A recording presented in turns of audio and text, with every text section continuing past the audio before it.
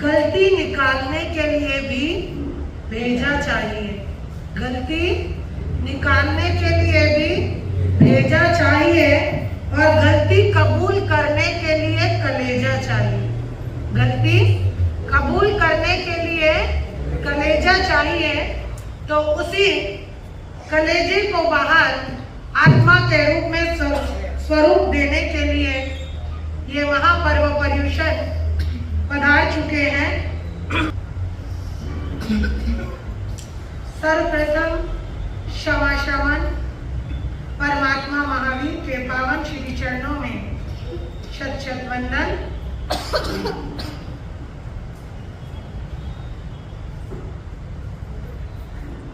प्रथम पट्टधर प्रथम आचार्य श्री सुधर्मा स्वामी अणगार के पावन श्री चरणों में शत शत वंदन। जन जन के श्रद्धे परम पूज्य आचार्य भगवत के पावन श्री चरणों में शत शत वंदन। वर्तमान आचार्य सम्राट पूज्य गुरुदेव श्री शिव मुनि जी महाराज साहब के पावन श्री चरणों में शत शत वंदन।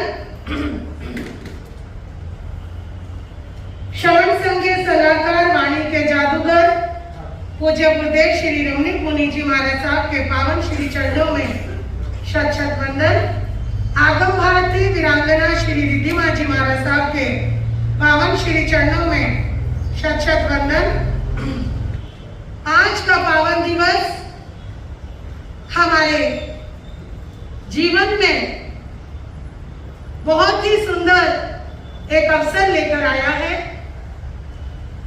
हमारे जितने भी यहाँ पर मुमुक्षु आत्माएं पधारे हैं, या ये कहूं संसार में रहकर भी जो संसार से स्वयं को कुछ क्षण के लिए आत्मा को परमात्मा से जोड़ने के लिए आप पधारे हैं। आनंद दरबार में आनंद गुरुदेव के चरणों में जिन वाणी का लाभ लेने के लिए आप सभी का हार्दिक हार्दिक अभिनंदन। पुण्यवान है आप सभी कि आप सभी को एक बार फिर से पर्युषण मनाने का अवसर प्राप्त हुआ है। महापर्व पर्युषण पर्वाधिराज जो एक हमारे जैन संस्कृति में, जैन धर्म में, या ये कहो हमारे स्वयं के जीवन में एक बहुत बड़ा महत्व रखते हैं। पुण्यवान है वे सभी आत्माएं, क्योंकि कहते हैं जब तक पुण्य नहीं होगा, जब तक पुण्य नहीं होगा हम पर्युषण मना ही नहीं सकते। पुण्य के बलबूते पर आयुष्य कर्म मिला है और आयुष्य कर्म के बलबूते पर यह समाधि भाव मिलता है और समाधि भाव के बलबूते पर हमें परमात्मा की ये साधना मनाने का अवसर आया है। स्मरण रहे सभी को कि ये जो अंतकृत दशांग सूत्र है एक ऐसा पावन ग्रंथ है, आगम है, जिसकी वाणी से, जिसको सुनने मात्र से हमारे अनंत अनंत अशुभ कर्मों के बंधन टूट जाते हैं। मैं ज्यादा तो कुछ नहीं कहूंगी, लेकिन इतना जरूर कहूंगी कि ये 8 दिन जिस समय आप आगम की वाचिनी को सुनने के लिए यहाँ पर उपस्थित होते हैं, तो पूर्ण रूप से आप यहीं पर रहेंगे। फिर चाहे मन के द्वारा, वाणी के द्वारा, काया के द्वारा आपको यहीं पर विराजमान होना है। बंधुओं, ये मात्र एक आगम नहीं है, ये एक ऐसी हमारे हाथ में उपलब्धि है जिसको हाथ में लेने से, या ये जिसको सुनने से, जो सुन रहा है, मुझे नहीं मालूम, अनंत अशुभ कर्मों का बंधन आपका टूटा होगा, तब आप इस यहाँ पर धरती पर पधारे हैं। पुण्यवान हैं आप सभी और आपके पुण्य की मैं बहुत बहुत सराहना करती हूँ। आप सभी के इस गुडविल की, गुड लक की मैं बहुत अनुमोदना करती हूँ कि बंधुओं, इसे भीतर से सुनने की कोशिश करना, इसे मन वचन काया तीनों योगों के द्वारा भीतर में उतारने की कोशिश करना मात्र ये शब्द नहीं है, ये वो शब्द है जिसे परमात्मा के द्वारा सुना गया और आगमों में चुना गया और आर्य सुधर्मा स्वामी के द्वारा फरमाया गया।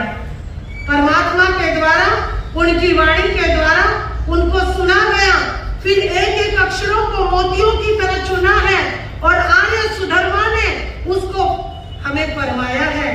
तो अभी हम शुरुआत में मूल वाणी का पाठ करेंगे और सभी से कहूंगी इसे सुनने के लिए किंचित मात्र भी अपने मन को इधर उधर नहीं लेकर जाएंगे। देव धर्म गुरु की आज्ञा लेकर, श्रीमंडल स्वामी की आज्ञा लेकर, अपने गुरुदेव श्री जी की आज्ञा लेकर हम इस वाचनी को शुरू करते हैं। प्रथम वर्ग अंतकृत दशांश सूत्र का शुरू होने जा रहा है। जिन्हें पढ़ना आता है पढ़ेंगे, जिन्हें सुनना आता है वो सुनेंगे। मात्र श्रवण करने के लिए आप स्वयं को एकाग्र करेंगे। तेनम कालेनम तेनम समयनम चंपा नामम नैरी वत्था वर्णो तथनम चंपाय नैरिये उत्तर पुरीत में दिसी वाय एतनम पुण वदे नामम चेय वत्था वन संडे वन्नाओ तीसेनम चंपाय नैरिये कोड़िये नामम राय वत्था माया हिमंत वर्णो तेनम कालेनम तेनम समयनम अज्ज सुममे तेरे जाओ पंचय अनगार सेहिम सद्दिम संपरिपूर्णे पुवाण पुवीम चरमाणे गामाणु गामो वाइजमाने सुहम सुहेनम विहरमाने जेने चंपा नैरिन जेने पुण पद्दे चाहिए तेने समो करिए परिसया निकया जाओ परिसया पड़ी गया तेनम कालेनम तेनम समयनम अजु सोमस अंतेवासी अज जम्बू जाओ पज्जु वासमाने एवं व्यासी जैनम वंदे समयनम भगवया महावीरेणम आय गरेणम जाओ संपत्तेनम सतवस अंगस उवास दसानम अयम अट्ठे पणते अठवसनम वर्ते अंगस अंतगढ़ दसानम समयनम जावम संपत्तेनम के अट्ठे पणते एवं खलु जम्बू समयनम जाओ संपत्तेनम अठवस अंगस अंतगढ़ दसानम अठवग पणता जैनम वंदे समयनम जाओ संपत्तेनम अठवस अंगस अंतगढ़ दसानम अठवग पणता पणवस्न बंते वगस अंतगढ़ दसानम समयनम जाओ संपत्तेनम कई अज यणा पणता एवं खलु जम्बू समयनम जाओ संपत्तेनम अठवस अंगस अंतगढ़ दसानम पणवस अंगस दस अजेना पणता तन जहां गोयम समुद्र सागर गंभीरे छेव होई तिमिते य अयले कंपिले कलु अक्को पसेणति विनहो जैनम वंदे समयनम जाओ संपत्तेनम अठवस अंगस अंतगढ़ दसानम पणवस वगस दस अजेना पणता तन जहां गोयम जाओ विनो पणवसनम बनते अजयानस अंतगढ़ दसानम समयनम जाओ संपत्तेनम के अठे पणते एवं खलु जम्बू तेनम कालेनम तेनम समयनम बालावय नैरिये बालावय नामम नैरी वत्था दुवानस जोयना अम्मा नव जोयन विथिन्ना धन वै मय निमाया चामी कर पागारा नामा मणि पंचवर्ण विसीग परिमंडिया सुरम्मा अलकापुरी संकासा पमुदिया पकीलिया पंचकम देव लोय भूया पासादिया दरी सणिजा अभिर्वा पड़िर्वा तीसेनम बालावय नैरिया भैया उत्तर पुरी में दिसी वाय एतनम लेवय नामम पवैय होता वर्णो तत्नम लेवय पवैय नंदनमणे नामम उज्जानम होता वन्नाओ सूरप्रिय नामम जखायतने होता पुराणे सेनम एकेनम वर्षंडे परिखिते अशोक वर पायवे तत्नम बालावय नैरिये कन्ने नामम वासुदेवे राया परिवसई मया राय वर्णाओ सेनम तत् समुद्र विजय पामुखानम दसनम दसारणम वंदेव पामुखानम पंचनहम महावीराणम पजुनम पामुखानम अदुठानम कुमार कोड़ेनम सर्व पामुखानम सदटिये दुठम तासाहसिनम महेश पामुखानम छटपनाय गलग सहसिनम वीरेशण पामुखानम एक विसाय वीर सहसिनम उग्रसेनम पामुखानम सोलनम राय सहनियम सहसिनम रूपिणी पामुखानम सोलसनम देवीय सहसिनम अनंग सेना पामुखानम अनेकानम गणिया सहसिनम अनेसिनम चौबौनम ईसर जाव सत्वाहनम बारवये नैरिये अध भर हसय सिमंताय समत हस आहे वचम जाव विरहे ततन बारवये नैरिये अधक मणि नामम राय परिसरी माया हिमंत बनाओ ततनम अंधक वर्णियस्य रन्नो धारिणी नामम देवी होता बनाओ ततेनम साधारणीय देवी अन्य गयांतंसी तारीस गंसी सणी जनसी एवं जहां महाबले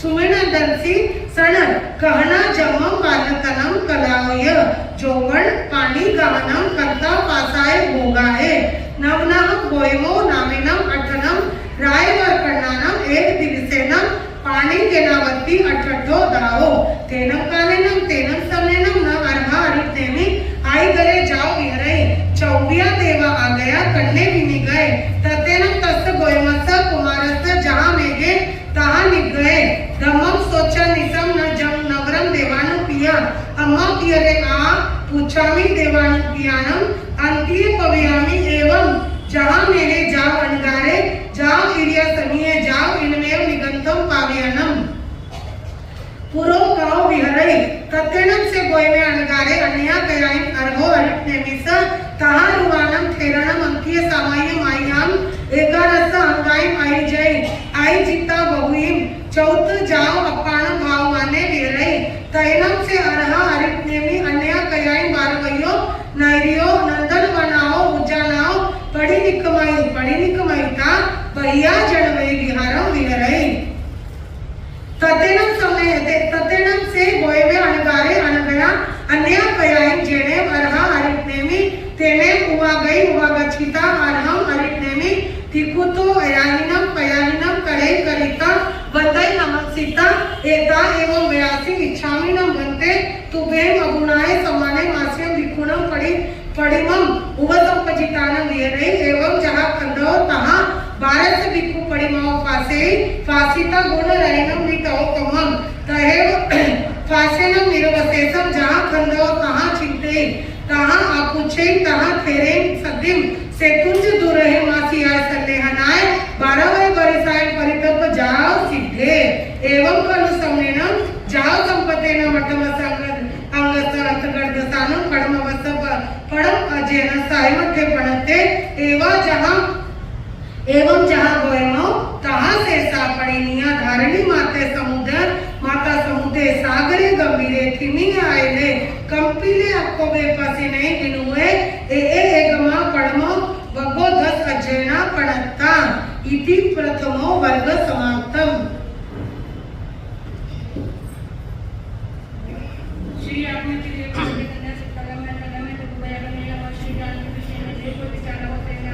जमायगम वचारेण्यम विनकरम अचकरम परिणम विनयनम जोगिनम गोसिनम सुतुरिनम दुटु परीक्षण काले सजाओ बारे न सजाओ असजाय सजाय न सजाय जो में देसी यारो तस्मिच्छामि पणंता गुणंता जो में देसी यारो तस्मिच्छामि दुक्कडम।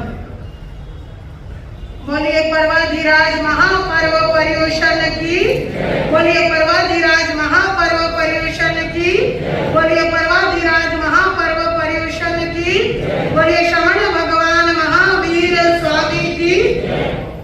सभी यहाँ पर पधारे हैं आज जितने भी हमारे बहुएं हैं हमारे युवक हैं मैं सभी के लिए बहुत बहुत साधुवाद करती हूँ क्योंकि आपका आना हमारे लिए बहुत जरूरी है हमारे लिए प्लस जिनवानी के लिए हमारे लिए इसलिए जरूरी है क्योंकि अगर आप नहीं होगे तो फिर हमारा भी कोई वजूद नहीं है। ये ध्यान रखना ये आप बोलते हो आप बड़े हो लेकिन हमारे गुरुदेव ने जो हमें सिखाया अगर आप नहीं तो हमारी भी कोई वैल्यू नहीं है। आप नहीं आओगे तो हम किसको सुनाएंगे। और आज जो आपकी ये उपस्थिति है ये सराहनीय नहीं है बल्कि महासराहनीय है क्योंकि आप लोग यहाँ पर अपना वैल्यूबल समय निकाल कर यहाँ पर पहुंचे हो। तो 2 बचे कौन कौन से सुधर्मा स्वामी गौतम स्वामी लेकिन गौतम स्वामी को उसी रात केवल ज्ञान हो गया था। किनको? गौतम स्वामी को उसी रात केवल ज्ञान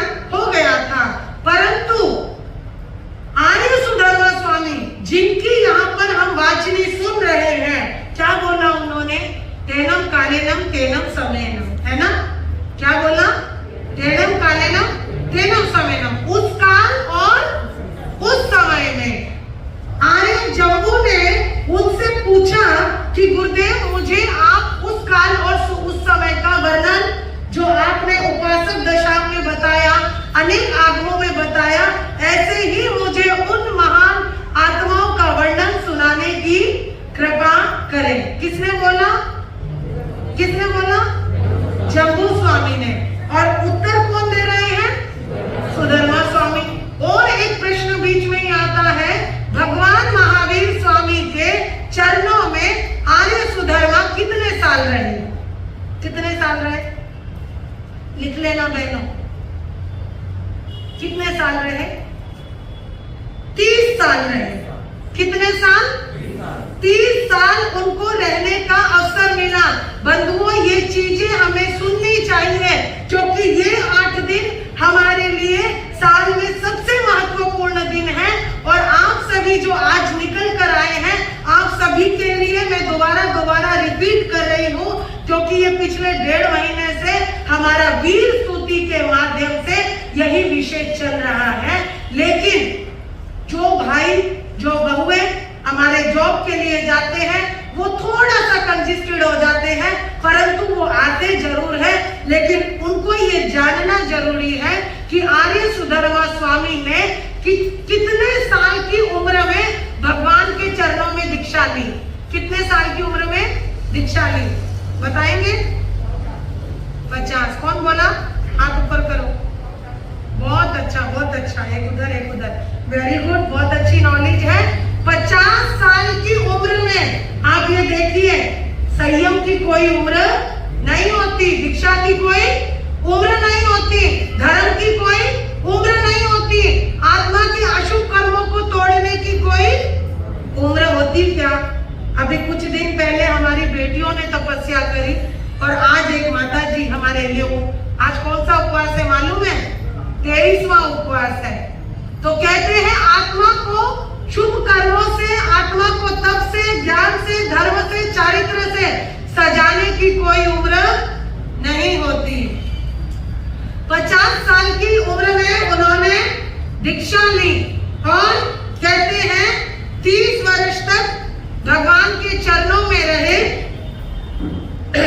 वह एक और प्रश्न यहाँ पर आया कि भगवान महावीर के जाने के पश्चात उनको कितने साल बाद केवल ज्ञान हुआ?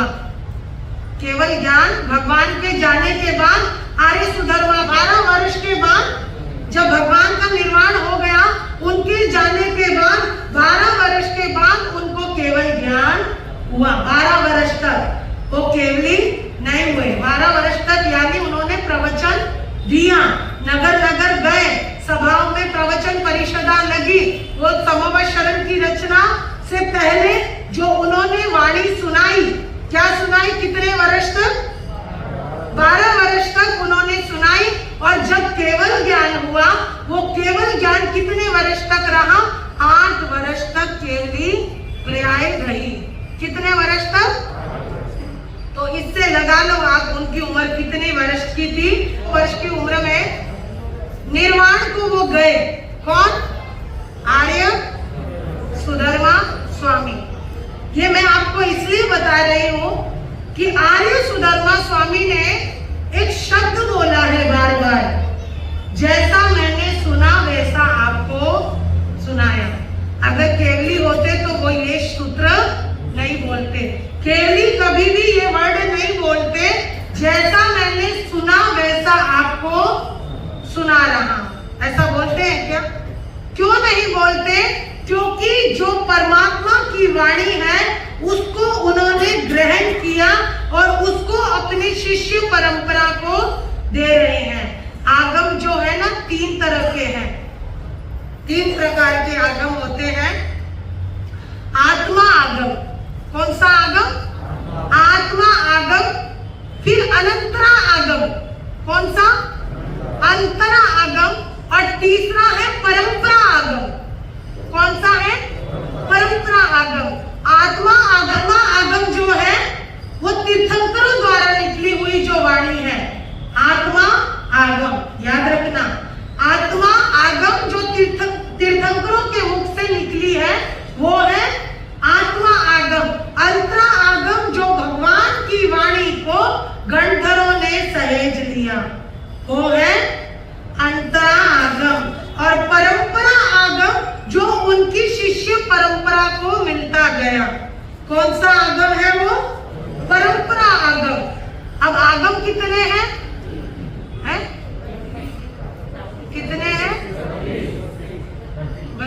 श्योर? 11 12 4 मूल, 4 छेद और एक आवश्यक। आवश्यक सूत्र यानी पीछे से चलते हैं, आवश्यक सूत्र यानी प्रतिक्रमण। फिर आगे बढ़े 4 छेद। डोका जी 4 छेद, छेद सूत्र मतलब समझते हो? मतलब समझते हो? किसको मालूम है 4 छेद सूत्रों के बारे में? जब कभी कोई साधु या साध्वी कोई भी अनावश्यक गलती का शिकार हो जाता है, उस समय वो प्रायश्चित के लिए वो 4 छेद सूत्र पढ़ाए जाते हैं, क्योंकि ये शरीर छदमस्त अवस्था में है। क्या है? छदमस्त अवस्था में है। और कहीं ना कहीं आपसे भी कोई 18 पापों में या कषायों में रहते हुए कोई गलती अगर हो जाती है तो 4 छेद सूत्रों को पढ़ाया जाता है। किस लिए? किस लिए? आत्मा आलोचना के लिए। किस लिए? आत्मा आलोचना के लिए। यदि आपकी सरल भाषा में बोलूं, प्रैक्टिकली भाषा में बोलूं, सरल भाषा में बोलूं तो उसको बोलते हैं प्रायश्चित। क्या बोलते हैं? प्रायश्चित। 4 छेद सूत्रों के द्वारा प्रायश्चित की विधि कराई जाती है। अब आगे बढ़े 4 मूल सूत्र। पहला नीचे से ऊपर आ रहे हैं, आवश्यक सूत्र, छेद सूत्र, 4 मूल सूत्र। कौन से? मूल। मूल यानी जो मूलभूत है, यानी जिनके अंदर मेन बातें बताई गई हैं साधु साध्वी की, चाहे वो फिर समिति है, गुप्ती है, या फिर जितनी भी हमारे जीवनभूत बातें हैं, जो साधु के जीवन की उपयोगी बातें हैं, समिति की, गुप्ती की या कोई भी, अथवा वो 4 मूल सूत्रों में दी गई है। वो 4 मूल सूत्र कौन से हैं? दशे काली, पुत्राध्ययन, जातक, धर्म कथा आदि 4 मूल सूत्र हैं। उससे आगे जाते हैं हमारे कितने? उपांग। 12 उपांग। उपांग यानी अंगों के उपांग, जिनके अंदर हमारे गंधर्वों ने जिसको बांधा है वो है उपांग। अंग यानी जो डायरेक्ट तीर्थंकरों द्वारा निकली हुई है वो है अंग सूत्र। तो इस तरीके से कितने आगम हो गए? 32 आगम हो गए।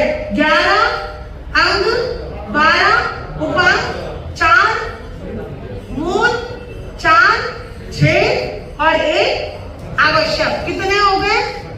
32 आगम। कल फिर पूछूंगी मूल सूत्र कौन से होते हैं और छेद सूत्र कौन से होते हैं, कल फिर से पूछूंगी, ताकि ये 8 दिन हम अच्छे से कंठस्थ कर लें। हम कुछ नहीं करते, मैं नहीं कहती सामायिक करो या बहुत बड़े बड़े पोषक करो या बहुत बड़ी बड़ी साधनाएं करो, बहुत बड़ी बड़ी तपस्या करो, लेकिन बंधुओं ये तो हमें पता होना चाहिए हमारी नर्सरी में क्या है। ये जो 32 आगम है ना, ये बच्चे को भी हमारे पता होना चाहिए कि हमारे 32 आगमों के नाम और 32 आगम कौन से हैं। क्या है? 32 आगम कौन कौन से हैं? क्योंकि जितना हमें छोटी छोटी बातों का मत पता रहेगा, फिर हमें कोई इधर से उधर भटका नहीं सकता। तो आगे बोला है ये 32 आगम को, जो अभी ये हमारा अंतकृत दशांश सूत्र चल रहा है, इसके ऊपर हम आ जाते हैं। इसके ऊपर हम थोड़ा सा फोकस करते हैं, क्योंकि यहाँ पर आर्य सुधर्मा स्वामी जो बता रहे हैं कि मैंने सुना वो तुम्हें बताता हूं। कौन सा आगम? अंतकृत दशांश सूत्र। अंत यानी जिसकी समाप्ति हो जाए, जिसकी समाप्ति हो जाए। किसकी? अंतकृत, जो हमारे कर्म है। दशा यानी एक दुर्ग को भी कहा गया है कि ऐसा दुर्ग, अनंत अशुभ कर्मों का जिसको हमने समाप्त कर दिया है, ऐसे अंतकृत दशांश सूत्र जिसमें अनंत अनंत 90 महान आत्माओं का इसमें वर्णन किया। कितनी महान आत्माओं का? कितनी महान आत्माओं का? किसके अंदर? अंतकृत दशा सूत्र में 90 महान आत्माओं का वर्णन किया है। दशांश सूत्र में 2 तीर्थंकर के काल का समय है। कितने तीर्थंकर के? कौन कौन से?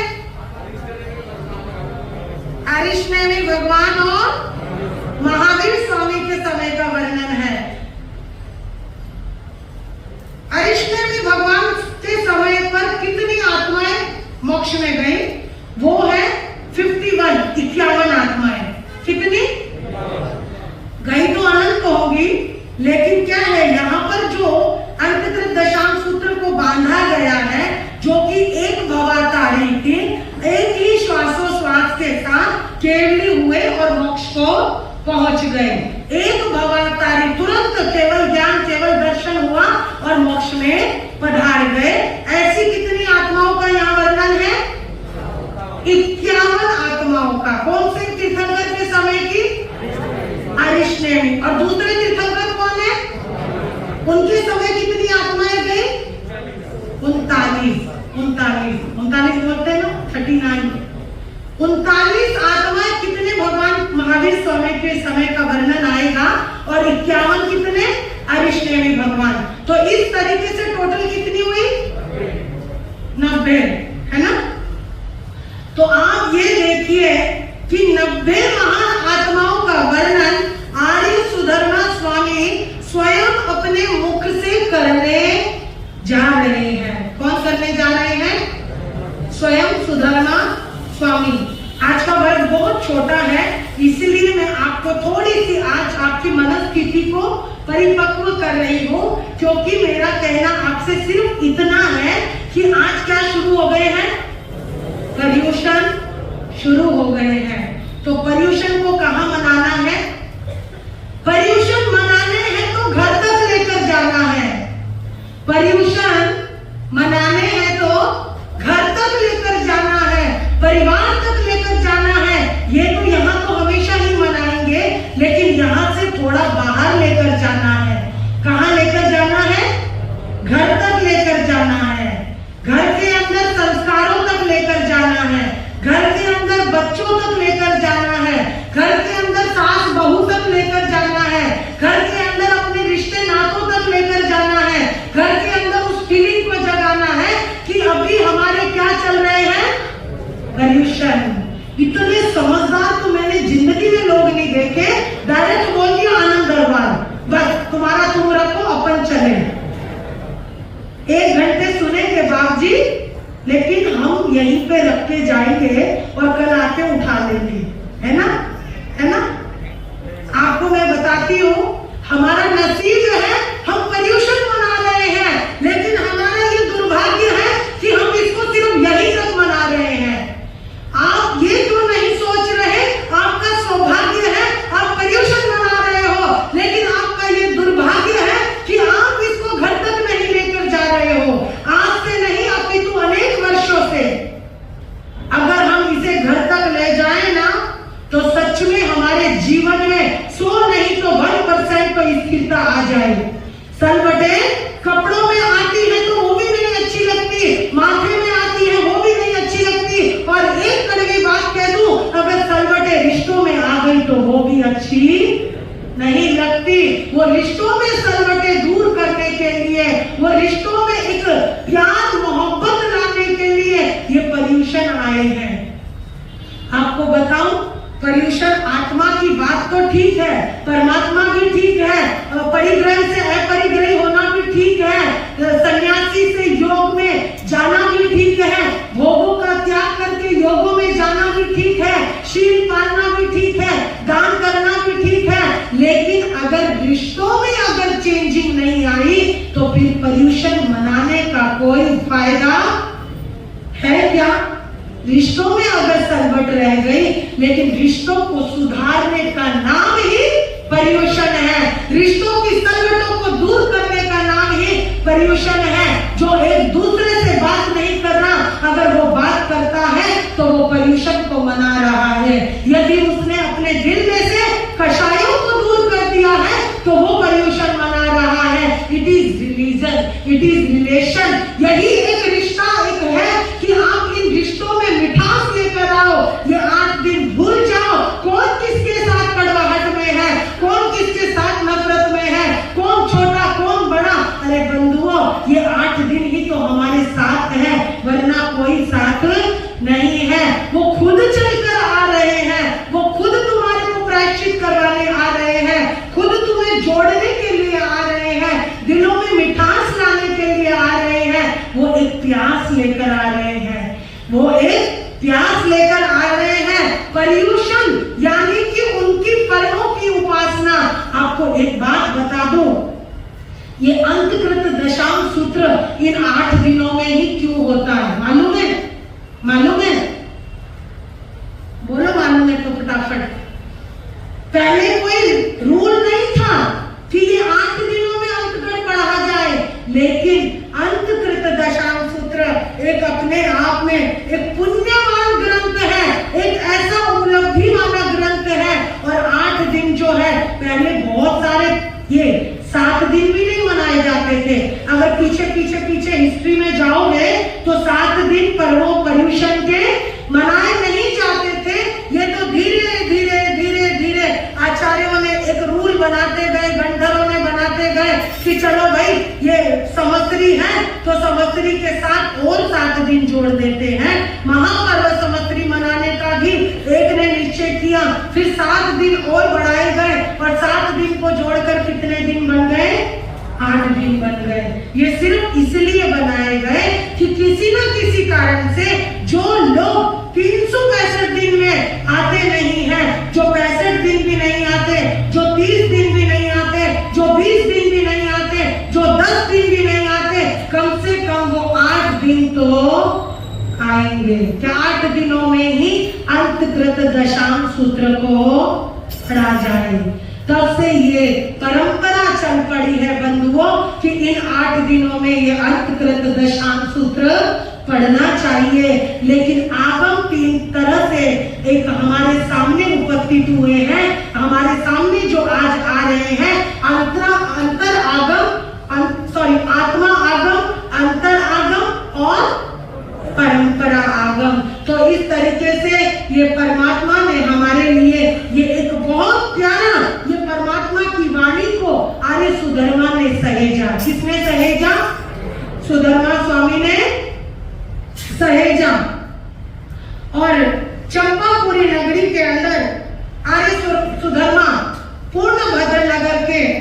पूर्णभद्र उद्यान में पधारे और पधारने के बाद सभी प्रवचन सुनने के लिए आए और प्रवचन सुना और शहर में लौट गए। और वहां पर इस तरीके से एक वातावरण बन गया जैसे बरसाती नदी में वातावरण बनता है, ऐसे ही सभी के सभी पधार रहे हैं, सुन रहे हैं। और उस समय जम्बू स्वामी दोनों हाथ जोड़कर क्या बोलते हैं कि हे प्रभु, आपने जैसे उपासन दशांश सूत्र का भाव फरमाया है, ऐसे ही मुझे अंतकृत दशांश सूत्र का भी वर्णन फरमावे। किसने बोला? जम्बू स्वामी ने। अब आपसे एक बात और पूछना चाहती हूँ। अंतेवासी यहाँ पर बोला गया है जम्बू स्वामी को। अंतेवासी यानी एक शब्द आया है अंतेवासी, जो कि कौन थे? सुधर्मा स्वामी के शिष्य थे ना। गुरु कौन थे? शिष्य कौन थे? साथ में बोला करो, नींद नहीं आएगी। लेकिन एक बात और क्लियर कर दूं, अंतेवासी किसको कहा गया है? अंतेवासी किसको कहा गया है? हाँ बोलो। नहीं, अंतेवासी अंतिम मोक्षगामी को नहीं कहा गया। अंतेवासी जो हमेशा अंत तक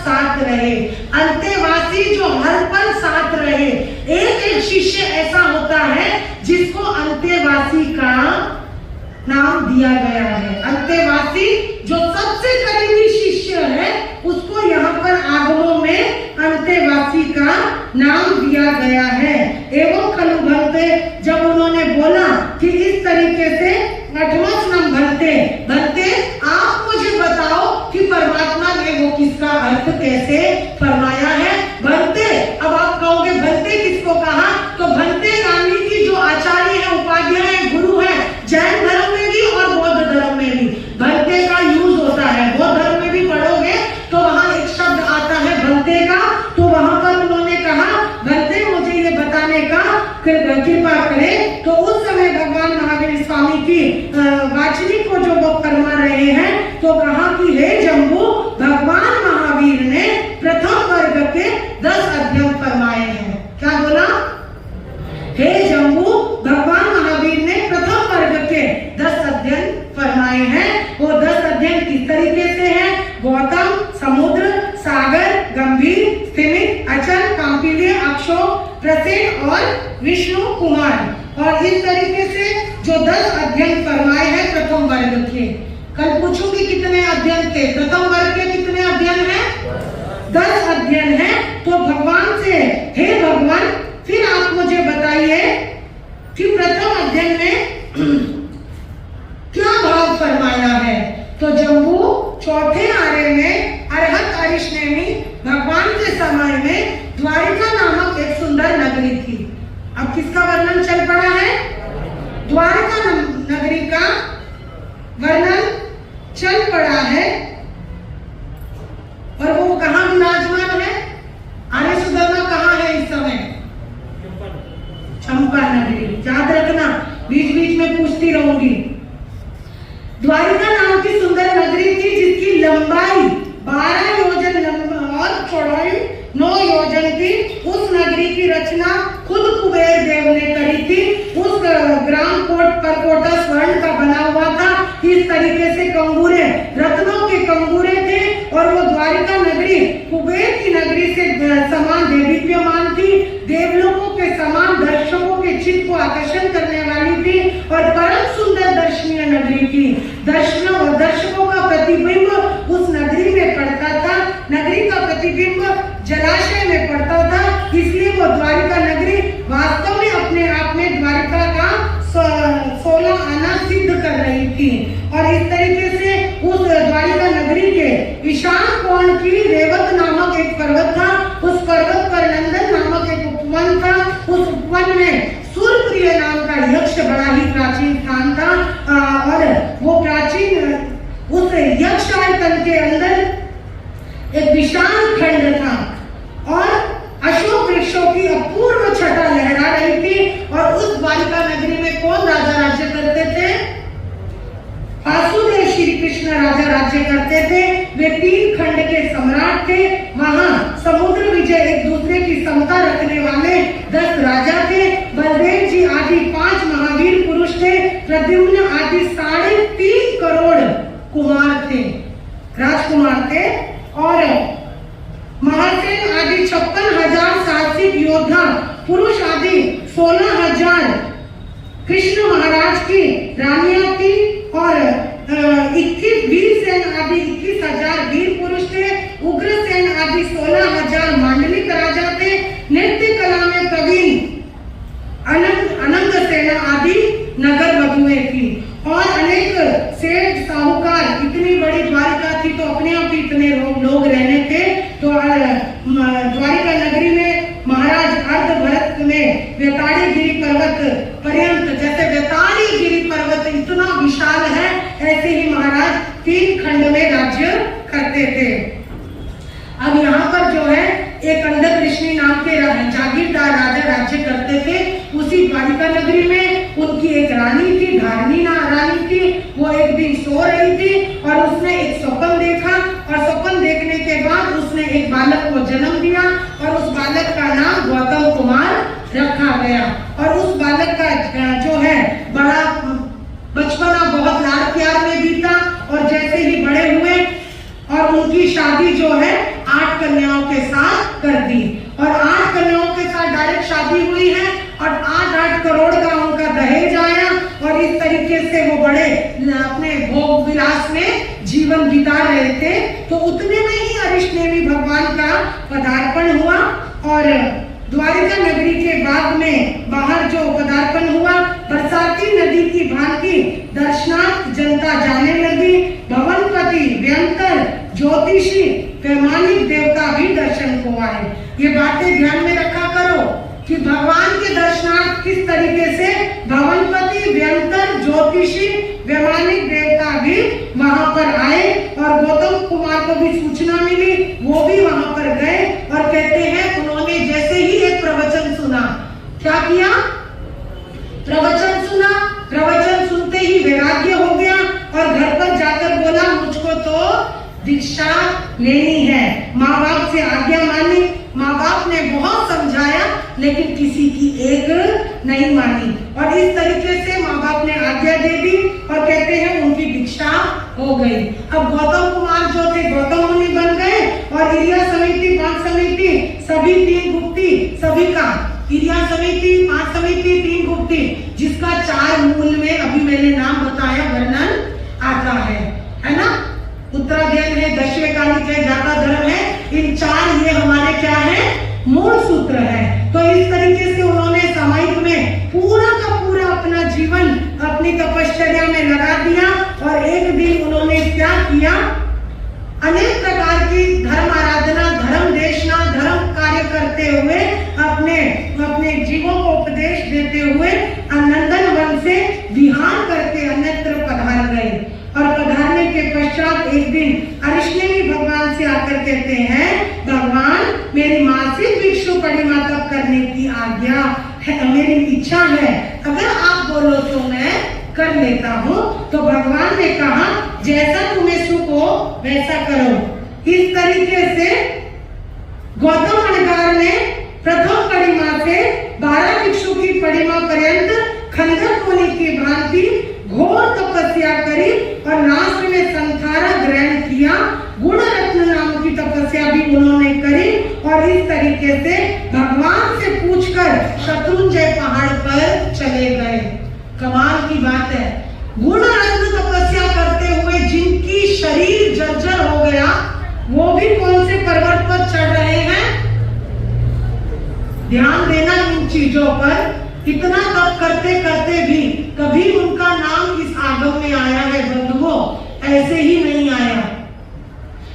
क्यों आया है? क्योंकि उन्होंने अपने शरीर की परवाह, शरीर की ममता करी क्या? नहीं करी। हम तो अभी बारिश और धूप से परेशान हो जाते हैं, लेकिन वो कौन से पर्वत पर गए? शत्रुंजय पर्वत पर गए और वहां पर भी ऊपर जाकर 1 मास का संथारा किया। 1 मास का संथारा किया। कुछ याद आया? अभी पिछले 4 दिन पहले सोमवार को भी एक आत्मा ने अपना अंतिम कार्य सिद्ध किया। एक आत्मा ने अंतिम लक्ष्य सिद्ध किया संथारे के द्वारा। उनको हम बाद में याद करते हैं अभी आगम के बाद। लेकिन देखिए कोई कोई पुण्य आत्मा होती है जो अंत समय में संथारना, संलेखना लेकर अपनी आत्मा का कल्याण कर लेती है। जोश में नहीं, होश में। जोश में नहीं, होश की यात्रा करती है, होश की साधना करती है। ऐसी माता जी जिनके पास मैं बैठी हूँ, पिछले 4 घंटे उनको टटोला, उनके बच्चों को टटोला, उनकी ममता को टटोला, उनकी माँ के प्रति प्रेम को टटोला, उनको बार बार मैंने हिदायत दी, करना है संथारा, करना है संथारा। ये याद रखो, इसी क्षण संथारा लेते हुए ना तुम माँ रहोगे, ना तुम्हारी ये बेटे रहेंगे, ना तुम्हारी ये पोतियां रहेंगी, ना ये तुम्हारा परिवार रहेगा, ना तुम्हारा संसार रहेगा। बार बार उनको टटोला, बार बार उनको आघात किया। अभी भी थोड़ा समझ लो, संथारा लेना है या नहीं लेना है।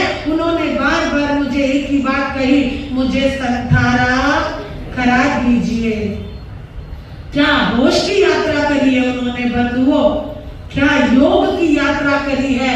हम भी उनके सामने अपने आप को छोटा महसूस कर रहे थे, हम भी उनको सामने अपने आप को कायर महसूस कर रहे थे। हे भगवान, मेरा दिन भी ऐसा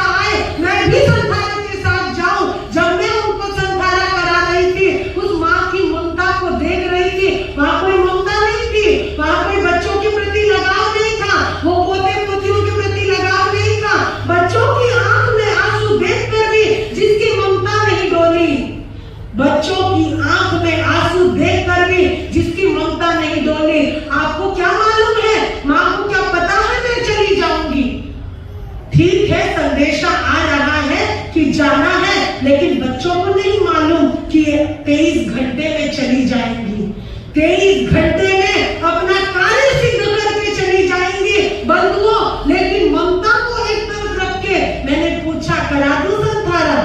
श्योर? हाँ जी। तैयार? हाँ जी। एक श्रावक हो, श्रावक का कर्तव्य निभाओ और पढ़ाओ उनको इच्छा कारण का पाठ। आपको पता है वो भाई मेरे सामने बैठा है, तुरंत मुखपट्टी लगाई, कुंजली से आसन साफ किया और एक श्रावक का फर्ज निभाया। माँ, मैं आपको संथारा करा रहा हूँ। आज एक श्रावक आपको संथारा करा रहा है। आप एक श्राविका से हटकर अब अगले क्षण साध्वी रूप में जाने की तैयारी करो। सारे ममता को तोड़ो, सारे 18 पापों की आलोचना करो, सभी कषायों को छोड़ो और अपनी यात्रा को सिद्ध करो। ये शब्द उस श्रावक ने बोले। बोल सकते हो? नहीं बोल सकते। बातें करते हो बड़ी बड़ी, साधु जीवन की, श्रावक जीवन की। अरे बंधुओं, जिसके सामने अंतकाल माता का आया है, जिस माँ ने पैदा किया और उसको हम यात्रा करवा रहे हैं दूसरी। और मैं बार बार बोल रही हूँ, इस क्षण के बाद ये तुम्हारी माँ नहीं रहेगी तो उस समय दिल पर क्या गुजरती है। इतना उनको ठोक पीट कर संथारा करवाया है तो सोचिए वो आत्मा कैसे परमात्मा नहीं बनेगी। और जिस समय प्राण जा रहे हैं, विजय यात्रा पर जा रही है, कहाँ जा रही है? अपनी अध्यात्म यात्रा पर जा रही है। बच्चों को बोलती है मेरा केशर का तिलक किया जाए। मैं चल पड़ी हूँ अपनी यात्रा पर, मेरा केशर का तिलक किया जाए। आपको पता है केशर का तिलक कब किया जाता है? पता है क्या? जब युद्ध की तरफ जाते हैं वीर, तब शुरू किया जाता है। और वो एक वीरांगना चल पड़ी अपनी यात्रा की तरफ और कहती है मेरा केशर का तिलक किया जाए। मैं तो मान गई उस आत्मा को। आपको क्या बताऊं, जब जब उसके बारे में सोचती हूँ मेरे अंदर गुदगुदी होती है। मेरे बराबर में बैठकर मुझे कहती है 5 मंगलिक सुना के जाना। क्या करके जाना? 5 मंगलिक सुनाकर जाना। लेकिन तिलक लगाने से तो मैं तो गई अपने आप में, मैं खुद को बहुत धन्य धन्य कहने लगी। जैसे ही मुझे कहा कि लास्ट टाइम में नीचे रखा, अंदर से आवाज आ गई, कितने बजे संथारा दिया था भाऊ? 12:05 और गए कितने बजे? 11:21। देखो ये जो आत्माएं है ना, सेम ऐसे ही कार्य सिद्ध किया है। 23 घंटे के ऊपर उसने अपने इस शरीर रूपी पिंजरे का त्याग कर दिया और बोली इस शरीर को केसर का तिलक लगाओ। उन्होंने इसको केसर का तिलक नहीं लगाया, उन्होंने आत्मा को केसर का तिलक लगाया। उन्होंने आत्मा को परमात्मा का हार पहनाया, शुभ कर्मों का हार पहनाया और अपने आत्मा का कल्याण कर गई। बड़े बेटे ने कहा था, मैंने सबकी आज्ञा ली तो कहा रुको, थोड़ा रुको। मन डामाडोल हो रहा था, नहीं रुको, थोड़ा रुको। मैंने बोला भैया जाने दो ना, उनकी अंतिम यात्रा शुरू हो गई है, कार्य सिद्ध होना शुरू हो गया है। अगर मुझे दिखाई देता वो इस लोक में, लालच में, मान में, माया में है तो हम बिल्कुल भी संथारा नहीं कराएंगे। परंतु वो तुम्हारी तरफ देख भी नहीं रही है, वो तो कह रही है मैं चली अपनी यात्रा पे। और जब प्राण निकले धोखा जी, आंखों से प्राण गए हैं, तो क्या आत्मा होगी वो? तो यहाँ पर भी वही आत्माएं हैं। संथारा का नाम आता है तो वो संथारा साधिका याद आती है। संथारा करना, करवाना, अनुमोदना तो ऐसा संथारा करवाना। जाओ जीवाए का पचकान कराना तो ऐसा करवाना, वरना मत करवाना। ये शूर वीरों का काम होता है बंधुओं।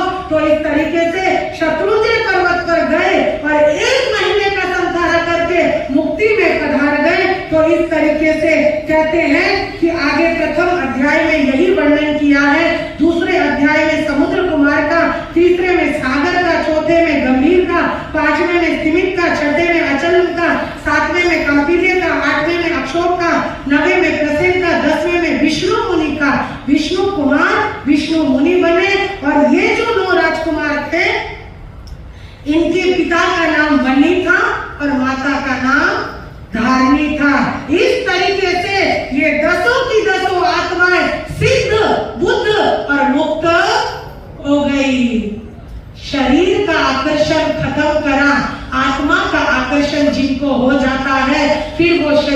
आकर्षण में नहीं फंसते, फिर वो धन के आकर्षण में नहीं फंसते, फिर वो पुण्य के आकर्षण में नहीं फंसते।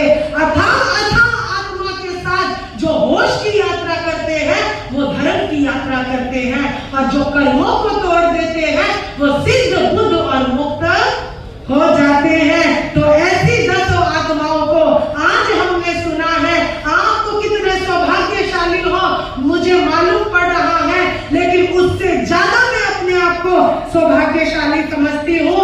क्यों? क्योंकि ये ग्रंथ सुनाने का मुझे अवसर आया है। मुझे नहीं पता मेरा भी आयुष्य कितना है, लेकिन कम से कम ये जो समय मिला है वो हम इसको व्यर्थ में ना खोए बंधुओं, क्योंकि ये समय बार बार नहीं आता। 8 दिन मेरे कहने से सब कुछ भूल जाइए। कौन किसका शत्रु है, कौन किसका मित्र है, ये सब बातें भूल कर अगर अपने आप के अपने भीतर में आएंगे तो आपकी आत्मा के कार्य सिद्ध हो जाएंगे।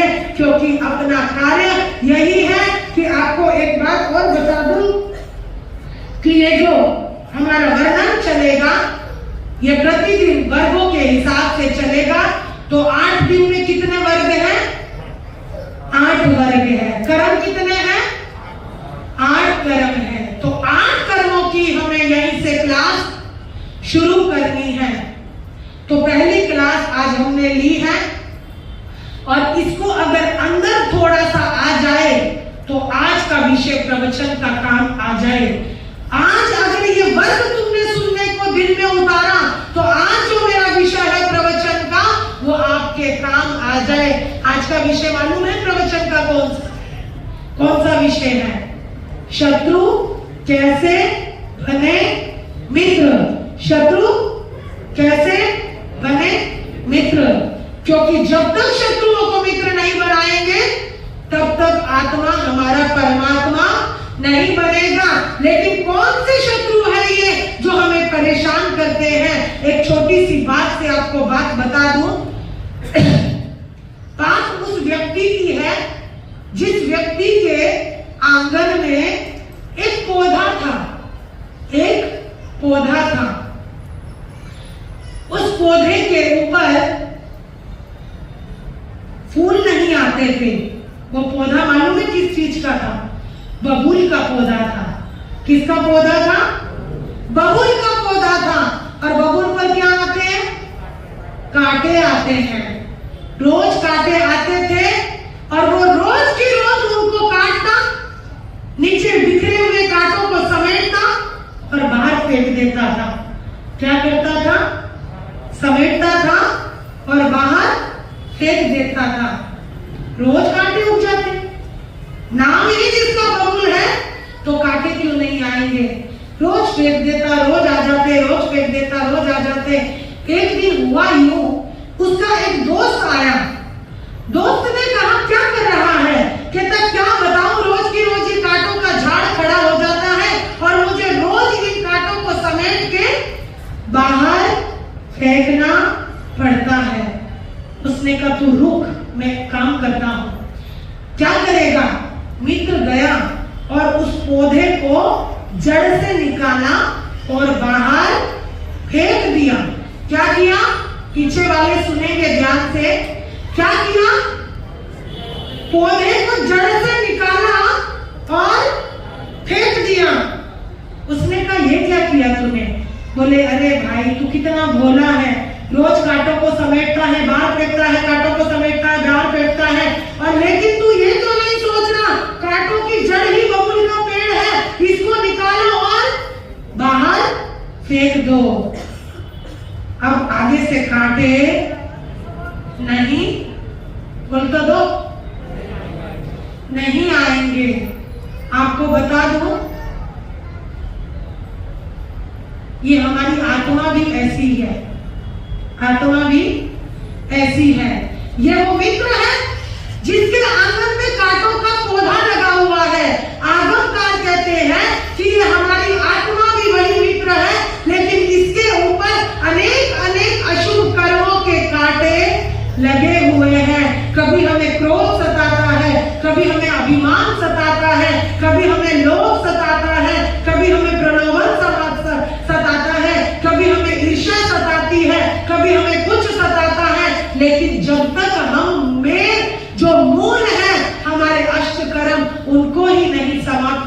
की कोशिश करेंगे तब तक हम आर्त ध्यान में पड़े रहेंगे, रौद्र ध्यान में आएंगे, लेकिन धर्म ध्यान की तरफ नहीं जाएंगे। शुक्र ध्यान की तरफ जाने की तो बहुत दूर की बात है।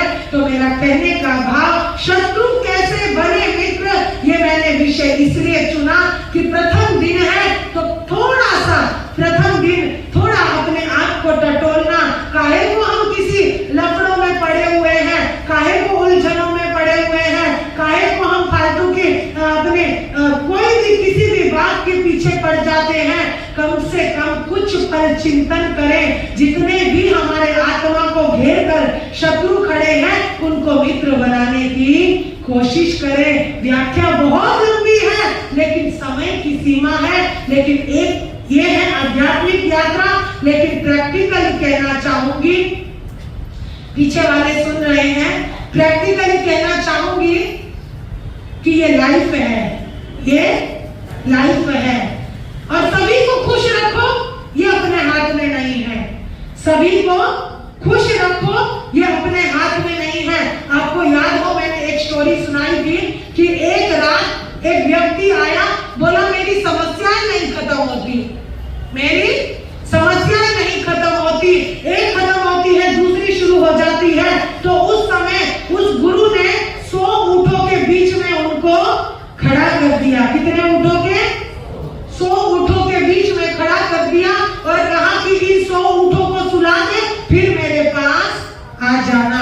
अब वो बंदा 4 ऊंट को सुलाता है, 6 खड़े हो जाते हैं, 6 को सुलाता है, 10 खड़े हो जाते हैं, 10 को सुलाता है, फिर खड़े हो जाते हैं। सुबह के 4 बज गए लेकिन 100 के 100 ऊंट नहीं सोए। तो मेरा कहने का भाव यही है, अपने प्यारे बंधुओं से, अपने जिज्ञासुओं से, जितने भी आप पुण्यवान पधारे हैं, आपके पुण्य की सराहना करती हूँ बार बार कि बार बार एक ही बात बोलती हूँ, हम संसारी हैं, संसार में रहकर सभी को एक साथ खुश नहीं रख सकते, लेकिन एक काम कर सकते हैं कि स्वयं किसी के शत्रु ना बने और ना किसी की मुस्कुराहट को छीने। हो सके तो दूसरों को मुस्कुराहट दे लेकिन किसी की मुस्कुराहट ना छीने। तो हमारे स्वयं धीरे धीरे सारे शत्रु समाप्त हो जाएंगे। तो ये पर्व भी हमें यही सिखाने आए हैं, मिट्टी में सब भूएसु वैरम मध्यम ना चेनाई, कि मैत्री भाव रखिए, वैर में कुछ भी नहीं रखा है। तो इस तरीके से आज का ये पहला पर्व है। कल किस तरीके से दूसरा पर्व और दूसरा वर्ग आएगा। दूसरे वर्ग में हमें सुनना है और भीतर में अपने इस संस्कार शाला से, आनंद दरबार से पर्यूषण को कहाँ लेके जाना है? घरों में लेके जाना है। वेरी वेरी आप लोगों के लिए थैंक यू कि आप यहाँ पर ये पर्यूषण महापर्व मनाने आए हो और इस दिन को खास दिन मनाने आए हो। तो कृपया थोड़ा सा अपने ऊपर ध्यान दें, दिन भर अपने आप को परेशान ना करें, ना औरों को परेशान करें। बस मेरा आप सभी से यही कहना है। बस एक बात कहूंगी, जितनी भी तपस्याएं चल रही हैं, एकाशने की या व्यासने की लंबी लंबी तपस्याएं चल रही हैं, सबका नाम हमारे पास लिखवा दीजिए ताकि हम उसका नाम ले सके। तो अब हमारे अध्यक्ष